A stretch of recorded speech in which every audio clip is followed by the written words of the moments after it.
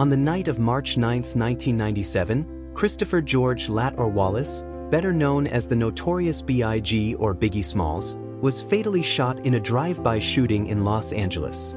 At just 24 years old, the Brooklyn-born rapper's death sent shockwaves through the music world and cemented his status as one of hip-hop's most enduring icons. The murder remains unsolved, and its connection to the infamous East Coast-West Coast rivalry has become a defining chapter in music history. But Biggie's story is far more than a tragic ending. It is a tale of artistic genius, ambition, and the rise of hip-hop from local block parties to global dominance. From his challenging childhood in Brooklyn's Bedford-Stuyvesant neighborhood to his meteoric rise, his involvement in the music industry's fiercest rivalries, and the cultural impact he left behind, this is the chronicle of the Notorious B.I.G. The man, the artist, and the legend. Early life and the birth of Biggie, 1972 to 1993. Christopher Wallace was born on May 21, 1972, in Brooklyn, New York, to Valletta Wallace, a Jamaican immigrant, and his father, who abandoned the family before Biggie's birth.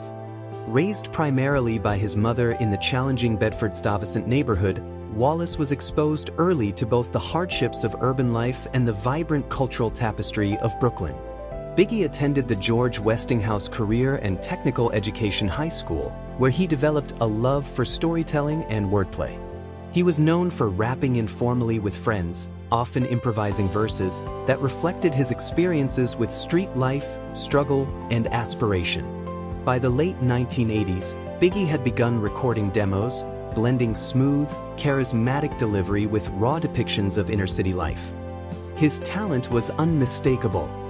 He combined lyrical dexterity, humor, and an uncanny ability to narrate the realities of crime, poverty, and ambition. These early recordings circulated in Brooklyn's underground hip-hop scene, drawing the attention of local DJs and producers.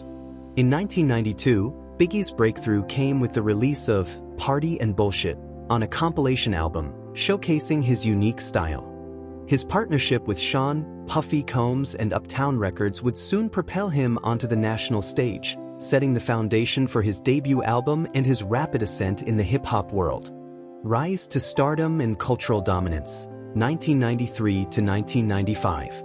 In 1993, Wallace signed with Bad Boy Records under the guidance of Sean Puffy Combs. His debut album, Ready to Die, 1994, was released to critical and commercial acclaim. Tracks like Juicy, Big Papa, and One More Chance blended autobiographical storytelling with party anthems, reflecting both the gritty reality of his upbringing and the allure of newfound success. Ready to Die established Biggie as the voice of East Coast hip-hop during a time when the West Coast dominated the charts. His narrative of survival, ambition, and street life resonated with a generation, elevating him to superstar status. Biggie's charisma, deep voice, and storytelling skill created a persona that was larger than life yet intimately relatable. By 1995, Wallace had become embroiled in the growing East Coast-West Coast feud, largely fueled by the success of Tupac Shakur and the rivalry between Bad Boy Records and Death Row Records. While initially a professional competition, the conflict quickly escalated into personal animosity, amplified by media coverage and public statements. Biggie, representing the East Coast, often found himself at the center of this growing tension, both as a target and a spokesperson for his community. Despite the controversies, Biggie expanded his influence beyond music. He appeared in magazines, interviews, and public appearances that positioned him as a cultural icon. His fashion choices, speech, and lifestyle became emblematic of East Coast hip-hop identity, further solidifying his place in music history. The Feud, Life After Death, and Tragic End, 1995 to 1997. The mid-1990s were marked by escalating tensions in hip-hop, primarily between the East Coast and West Coast factions.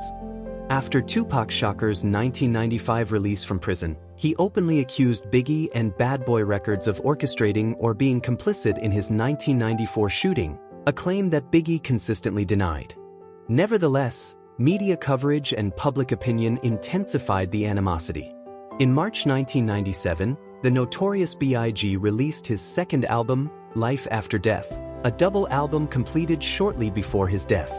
The album debuted at #1 on the Billboard 200 and became a commercial triumph, featuring hits such as Hypnotize and Mo Money Mo Problems. It cemented Biggie's status as one of the greatest rappers of his generation, showcasing his lyrical range, versatility, and narrative prowess. However, just weeks after the album's release, tragedy struck. On March 9, 1997, after attending an after-party for the Soul Train Music Awards in Los Angeles, Biggie was driving in a GMC Suburban when a black Chevrolet Impala pulled alongside his vehicle. An unknown gunman fired multiple shots, striking Wallace. He was rushed to Cedars-Sinai Medical Center, but succumbed to his injuries shortly after arrival. The murder remains unsolved to this day, with numerous theories implicating rival rappers, record label conflicts, and gang-related activity.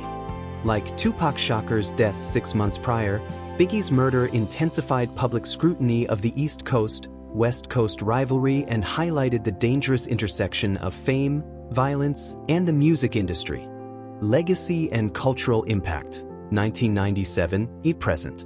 The death of the Notorious B.I.G. transformed him into a legendary figure, his influence extending far beyond music. Life After Death and earlier works became touchstones for hip-hop storytelling, illustrating the complexities of urban life with unflinching honesty and lyrical artistry. His style influenced countless artists in subsequent generations, from Nas and Jay-Z to modern hip-hop and R&B performers worldwide. Biggie's life and death also sparked critical conversations about violence, media sensationalism, and the responsibilities of the music industry. His story underscores the perils faced by artists navigating fame, street credibility, and public scrutiny, and it highlights how personal rivalries can spiral into broader cultural conflicts. Documentaries, biopics, and retrospectives continue to explore his life, music, and the unresolved mystery of his murder. His work remains a cultural touchstone, studied for both literary merit and social significance. The rivalry with Tupac Shakur, while tragic, revealed deeper societal issues, from urban inequality to media influence, that continue to resonate today. Biggie's story makes us wonder if artists can overcome their rivalries and remain honest. What lessons can we learn from the unsolved conflicts that took the lives of legendary figures? Share your thoughts in the comments. The Notorious B.I.G. was more than a rapper. He was a poet, a storyteller, and a symbol of a generation. His music endures, his influence is permanent, and the lessons of his life and death continue to resonate, inspiring new generations to create, question, and remember. Watch more interesting stories. Subscribe to our channel.